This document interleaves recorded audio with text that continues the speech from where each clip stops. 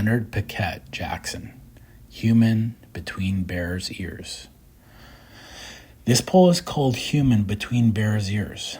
It was carved by Lenard Paquette Jackson, a Cree artist from Slave Egg, Alberta.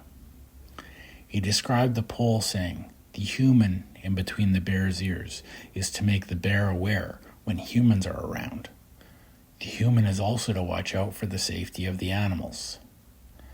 Lenard began learning to carve in 1978 in the coast's northern style. He moved to Duncan and lived there for 27 years. And for 6 of those years, he was the caretaker of the city's totem pole collection, maintaining and restoring the totem poles. His remarkable talent and ability to teach led him being appointed resident artist not just at Duncan's Native Heritage Center, but also at art galleries in Vancouver, Victoria, Koksilah, and Prince George. Maintaining totem poles, especially those exhibited outdoors, is an ongoing challenge.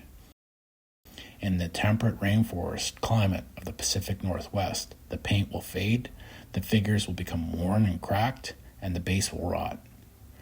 Eventually, the totem pole will topple over and return to the earth. The peoples of the Northwest Coast did what they could to extend their lifespan. There were many reasons red cedar was so favored, but 2 were its high moisture resistance and the great strength of its hardened sapwood.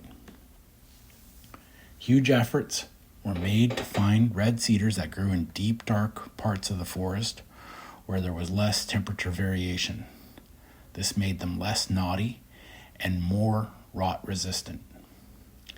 Yet even the very finest cedar poles would ultimately succumb to the elements after 50 or 60 years.